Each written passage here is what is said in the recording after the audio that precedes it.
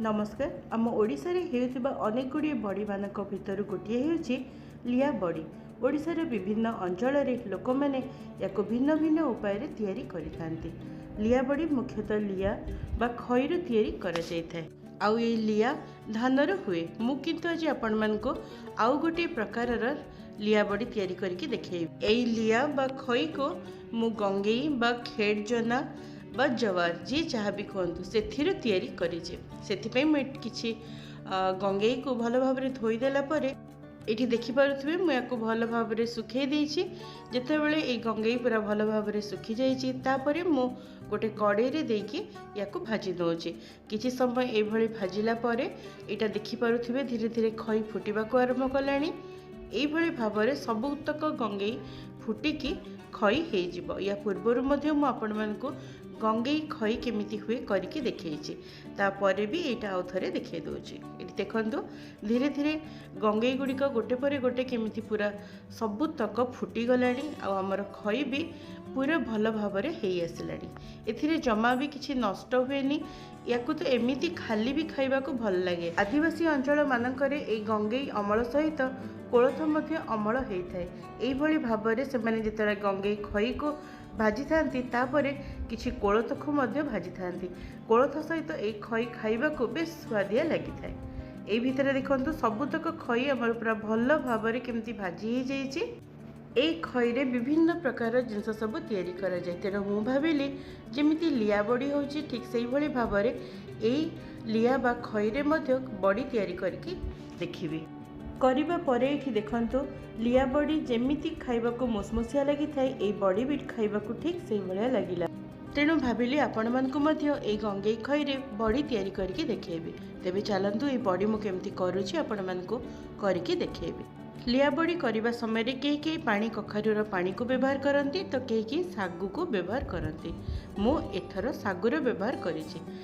देखो ये मो पाखापाखि अधा कप हम सागु को पूरा भल भाव में धोईदेला आपण मैंने 2 ରୁ 3 घंटा नहले राति जाक बतुरे रखिदेवे। निज इच्छा अनुसार छोट कि बड़ सागु को नहीं पारे।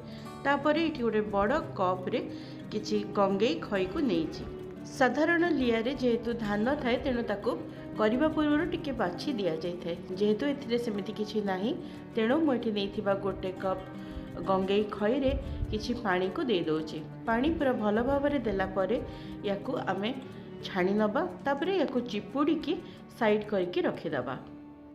तापरे आमे जो सागु को बतुरे की रखिदेलु से सागु को गोटे बड़ पैन रे नहीं जिबा। जिते परिमाण सागु थिबो ताठु टिके अधिक परिमाण रे माने मु आधा कप सागु को बतुरई थिली से 2 ରୁ 3 कप हम पानी केते परिमाण बड़ी करूचु ताको देखिकी एथिरे लुण देकी सब जिनस को पूरा भल भाव में मिसे देला परे याकू लो रु मीडियम फ्लेम रे फुटीबा को रखि देइछि। एबे एथिरे आपण माने निज इच्छा मुताबक जेकोसी मसला व्यवहार करि परिबे। मुइठी किछि गोटा जीरा को देकी पुणी आउथरे याकू भल भाव में मिसे देले। यही किसी समय फुटवा पर देखिए यहाँ धीरे धीरे बहलिया होगा लगे।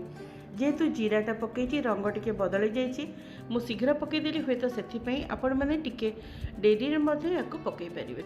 यही भाव में सागु जिते आमर फुटी फुटी पूरा भल भाव में सीझीज एवं पूरा बहलिया होते आम चुली को बंद करदे। चुली को बंद करदेबा पर ये देखो मु गोटे चामच धला राशि एवं गोटे चामच कला राशि को देइछि।